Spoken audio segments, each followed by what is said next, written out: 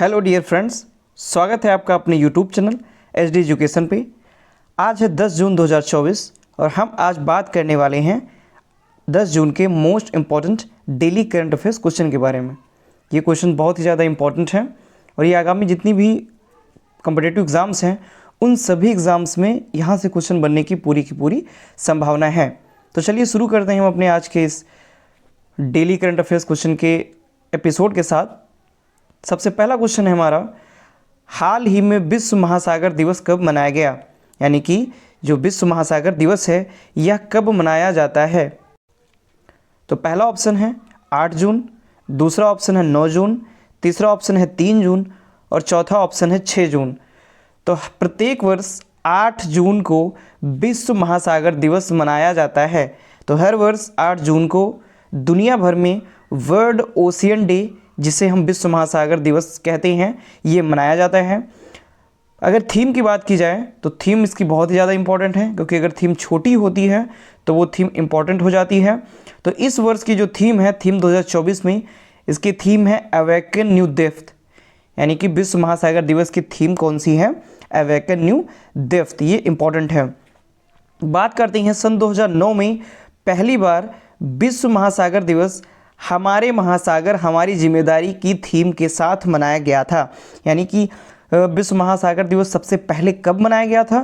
तो सन 2009 में पहली बार विश्व महासागर दिवस मनाया गया और सन 2009 में इसकी थीम क्या थी? हमारे महासागर हमारी जिम्मेदारी इसकी थीम थी। अब बढ़ते हैं अपने नेक्स्ट क्वेश्चन की ओर। बात करेंगे हाल ही में 9 जून को कौन सा दिवस मनाया गया? यानी कि 9 जून को कौन सा दिवस मनाया जाता है? फर्स्ट ऑप्शन है विश्व महासागर दिवस, सेकेंड ऑप्शन है विश्व गौरैया दिवस, थर्ड ऑप्शन है विश्व प्रत्यायन दिवस, फोर्थ ऑप्शन है विश्व प्रवासी दिवस। तो इस प्रश्न का सही जवाब है आंसर नंबर 3, विश्व प्रत्यायन दिवस जो है ये प्रत्येक वर्ष 9 जून को मनाया जाता है और विश्व महासागर दिवस ये 8 जून को मनाया जाता है। ठीक है, तो 8 जून को विश्व महासागर दिवस और 9 जून को विश्व प्रत्यायन दिवस मनाया जाता है। बात करते हैं विश्व प्रत्यायन दिवस की, तो यह प्रत्येक वर्ष 9 जून को मनाया जाता है। इससे वर्ल्ड एक्रीडिटेशन डे कहते हैं। यानी कि विश्व प्रत्यायन दिवस जिसे वर्ल्ड एक्रीडिटेशन डे कहा जाता है। थीम 2024 की अगर बात करें, यानी प्रत्यायन विश्व प्रत्यायन दिवस की थीम क्या है? तो इसकी थीम है प्रत्यायन, कल को सशक्त बनाना और भविष्य को आकार देना। यानी कि जो कुछ भी आने वाला भविष्य है हम उसके बारे में सोचें, समझें, उसको सशक्त मजबूत बनाएं और उसको एक नया आकार प्रदान करें। यही इसकी थीम है। बात करते हैं इसका उद्देश्य क्या है प्रत्यायन दिवस मनाने का?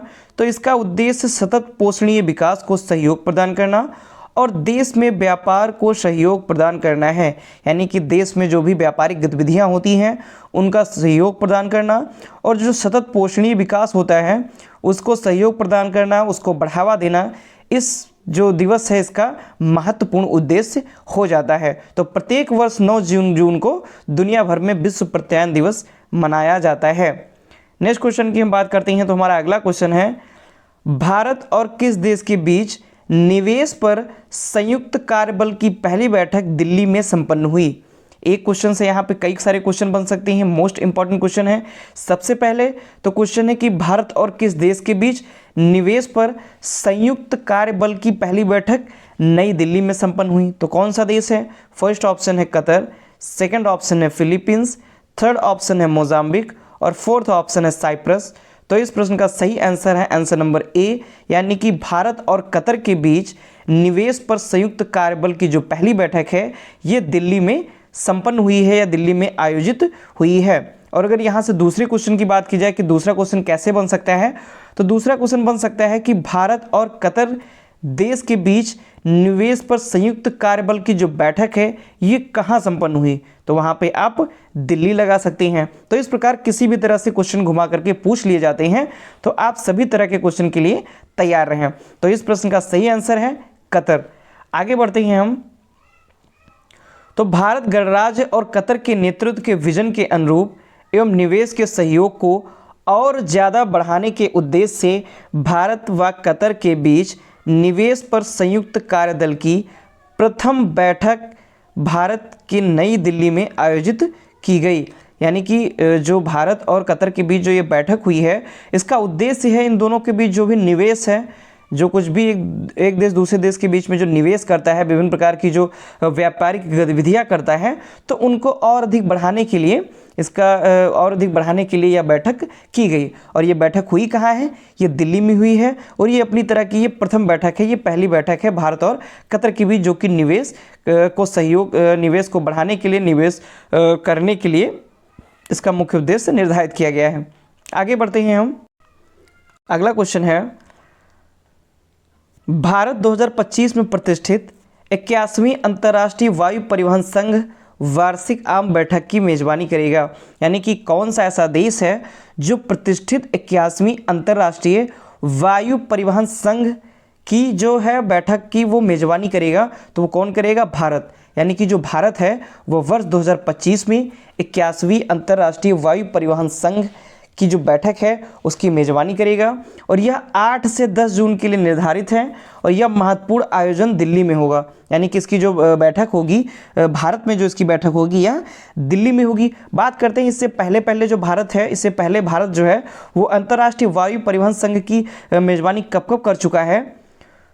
तो यह शहर यानी कि जो दिल्ली है या जो भारत है, यह 1958 में, 1983 में मेजबानी कर चुका है और इसके बाद यह तीसरी बार है जो कि AGM की मेज़बानी यानी कि अंतर्राष्ट्रीय वायु परिवहन संघ की मेज़बानी भारत कर रहा है।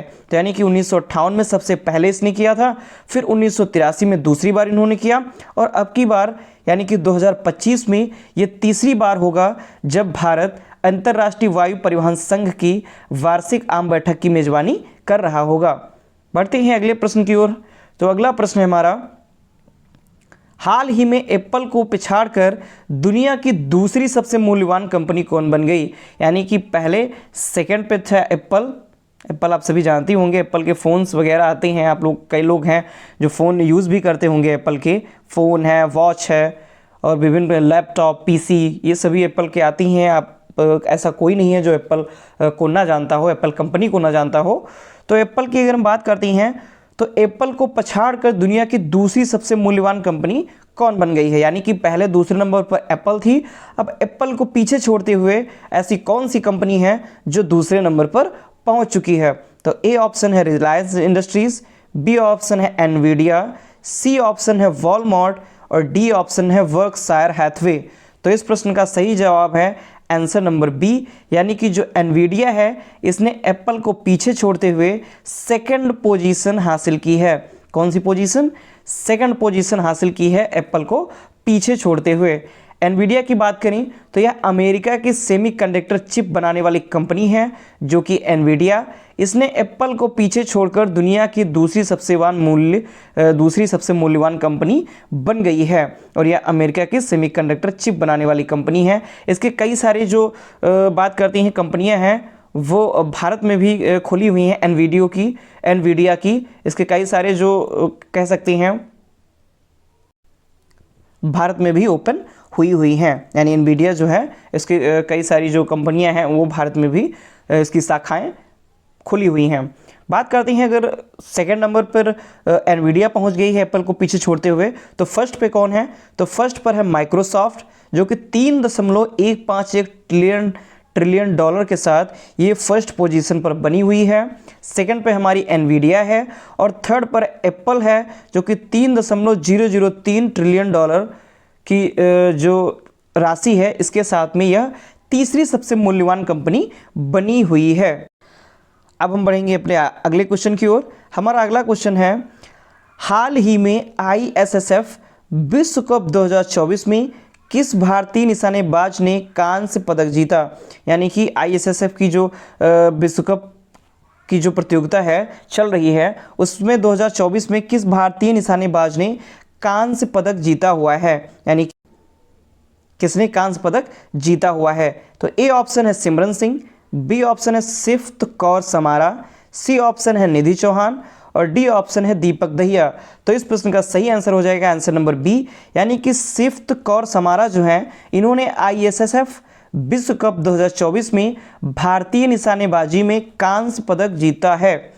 बात करते हैं स्विफ्ट कौर समारा ने महिलाओं की 50 मीटर राइफल की 3 पोजीशन स्पर्धा में यह पदक जीता हुआ है। यानी कि स्विफ्ट कौर समारा जो हैं इन्होंने महिलाओं की 50 मीटर की जो राइफल की जो प्रतियोगिता है इसमें इन्होंने कांस्य पदक जीता हुआ है। पुरुषों की अगर बात करते हैं कि पुरुषों की प्रतियोगिता में किसने जीता हुआ है, तो सरबजोत सिंह ने गुरुवार को पुरुषों की 10 मीटर एयर पिस्टल में स्वर्ण पदक हासिल किया है। यानी कि जो स्विफ्ट कौर कमारा हैं इन्होंने कांस्य पदक जीता है। इन्होंने क्या जीता है? इन्होंने कांस्य पदक जीता है। और जो सरबजोत सिंह हैं इन्होंने गोल्ड मेडल जीता हुआ है। बहुत बड़ी बात है, इसको आप टिक लगा लीजिए, ये इंपॉर्टेंट है। सरबजीत सिंह ने पुरुषों की 10 मीटर एयर पिस्टल जो प्रतियोगिता है इसमें इन्होंने गोल्ड मेडल जीता हुआ है। बात करते हैं कि जो आयोजन है ये आयोजन हुआ कहाँ ISSF का, तो ये आयोजन हुआ है जर्मनी के म्यूनिख में। आयोजन बहुत पूछ लिया जाता है कि कहाँ पे इसका आयोजन हुआ है, तो ये जर्मनी के म्यूनिख में इसका आयोजन हुआ है। और ISSF की बात करें तो इसका पूरा नाम होता है इंटरनेशनल शूटिंग स्पोर्ट फेडरेशन। यानी इसका पूरा नाम क्या होता है? International shooting sport federation. इसकी स्थापना 1907 में हुई थी और इसका मुख्यालय म्यूनिख जर्मनी में है। यानी कि जहाँ पर इसका आयोजन हुआ है वहीं पर ही इसका मुख्यालय या हेडक्वार्टर है। नेक्स्ट क्वेश्चन की ओर बढ़ेंगे। हमारा अगला क्वेश्चन है दुनिया का तीसरा और देश का पहला अर्बन ट्रांसपोर्ट रोपवे कहाँ शुरू किया जाएगा। यानी कि अगर वर्ल्ड वाइड देख लिया जाए तो ये वर्ल्ड के लेवल पे तीसरा है और भारत देश की अगर बात की जाए तो ये पहला है। फर्स्ट अर्बन ट्रांसपोर्ट रोपवे कहाँ शुरू किया जाएगा, तो ए ऑप्शन है वाराणसी, बी ऑप्शन है बेंगलुरु, सी ऑप्शन है चेन्नई और डी ऑप्शन है अहमदाबाद। तो इस प्रश्न का सही आंसर हो जाएगा आंसर नंबर ए, यानी कि वाराणसी में देश का पहला अर्बन ट्रांसपोर्ट रोपवे शुरू किया जाएगा। बात करते हैं बोलिविया देश के लापाज, मैक्सिको के बाद दुनिया का तीसरा और देश का पहला अर्बन ट्रांसपोर्ट रोपवे काशी में शुरू होगा। यानी कि जो ट्रांसपोर्ट रोपवे है ये फर्स्ट कहाँ शुरू हुआ था? ये लापाज में शुरू हुआ था।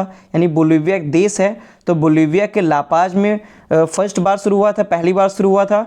दूसरी बार अगर बात करते हैं तो दूसरी बार ये मैक्सिको में शुरू हुआ था और अब तीसरी बार भारत के वाराणसी में ये अर्बन ट्रांसपोर्ट रोपवे शुरू होगा। यानी कि वाराणसी में कहाँ? काशी में। ठीक है, वाराणसी के काशी में ये शुरू होगा। बात करते हैं इसमें लागत कितनी आई हुई है, तो इसकी लागत आई हुई है 807 करोड़ रुपए। यानी कि टोटल इसको शुरू करने में, इसको बनाने में जो पैसा लगा हुआ है तो उसकी लागत है लगभग 807 करोड़ रुपए। और यह काम कौन कर रहा है, तो यह काम स्विट्जरलैंड की एक कंपनी है बार्थोलेट, इसी के द्वारा यह निर्माण कार्य किया जा रहा है। यानी कि जो काशी में जो अर्बन ट्रांसपोर्ट रोपवे सुविधा जो शुरू की जा रही है ये किसके सहयोग से है, तो स्विट्जरलैंड की जो कंपनी है बार्थोलेट उसके सहयोग से यह इसकी शुरुआत की जा रही है। बढ़ते हैं अगले प्रश्न की ओर। हमारा अगला प्रश्न है हाल ही में 18वां मुंबई अंतर्राष्ट्रीय फिल्म महोत्सव कहाँ आयोजित किया जाएगा। यानी कि कौन सा 18वां मुंबई अंतर्राष्ट्रीय फिल्म महोत्सव कहाँ आयोजित किया जाएगा, तो ए ऑप्शन है नई दिल्ली, बी ऑप्शन है कोलकाता, सी ऑप्शन है गांधीनगर और डी ऑप्शन है मुंबई। तो जैसा कि प्रश्न में ही लिखा हुआ है मुंबई अंतर्राष्ट्रीय फिल्म महोत्सव, तो ये आयोजित कहाँ होगा, ये मुंबई में ही आयोजित होगा। और संस्करण कौन सा है, संस्करण है इसका 18वां संस्करण है और मुंबई में आयोजित होगा, मुंबई अंतर्राष्ट्रीय फिल्म महोत्सव। आगे हम बात करते हैं तो ये कब होगा, ये 15 से 21 जून 2024 तक आयोजित किया जाएगा।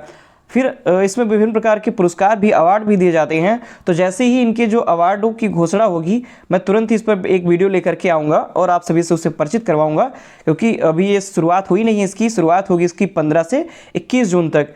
तो 15 से 21 जून तक यह आयोजित किया जाएगा, उसमें ही विभिन्न प्रकार के अवार्ड्स की घोषणा भी की जाएगी, तब आपको इससे हम परिचित करवाएंगे। बात करते हैं कि इस वर्ष प्रतियोगिता खंडों के लिए 38 देशों से 65 भाषाओं में 1018 फिल्मों की रिकॉर्ड प्रविष्टियां प्रस्तुत की गई हैं।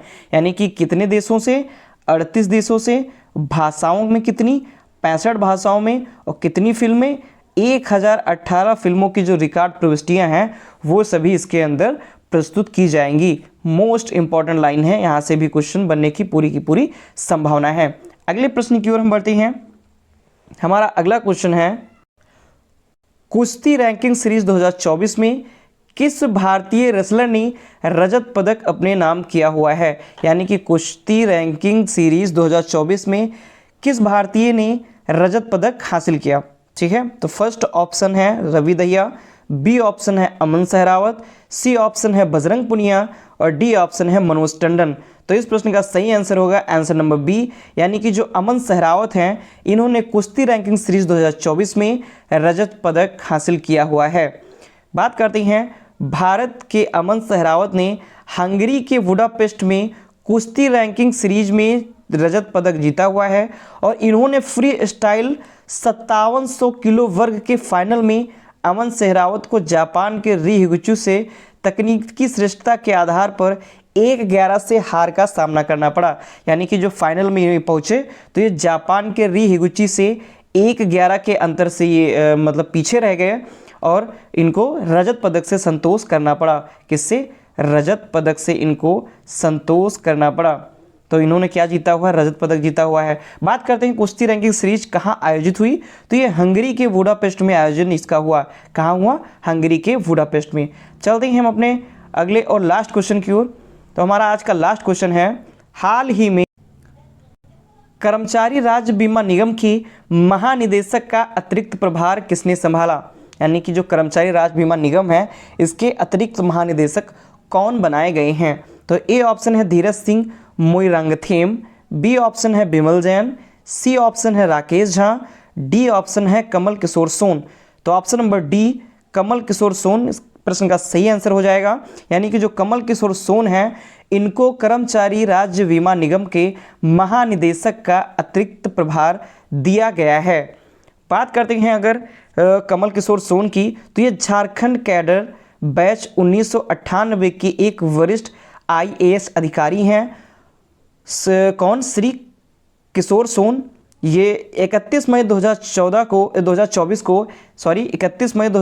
को कर्मचारी राज्य बीमा निगम के महानिदेशक का अतिरिक्त प्रभार संभाला। और बात करते हैं कि इनका जो पद है वो कब से प्रभावी हुआ है, तो इनका पद प्रभावी हो गया, इनका पद जो है वो प्रभावी हुआ है 31 मई 2024 से ये कर्मचारी राज्य बीमा निगम के महानिदेशक का प्रभार संभाल लिए हैं। तो ये थे आज के मोस्ट इम्पॉर्टेंट करंट अफेयर्स के क्वेश्चन, जो कि बहुत ही आसानी से और बहुत ही अच्छे एक्सप्लेनेशन के साथ इसको समझाने का प्रयास किया गया है। और ये बहुत ही इम्पॉर्टेंट क्वेश्चन है, किसी भी एग्ज़ाम में इनके बनने की पूरी संभावना है। तो आशा करता हूँ आपको हमारी ये वीडियो पसंद आई होगी। अगर वीडियो पसंद आती है तो प्लीज़ वीडियो को लाइक करें, अपने दोस्तों के साथ अधिक से अधिक शेयर करें और हमारे चैनल को सब्सक्राइब भी करें। धन्यवाद।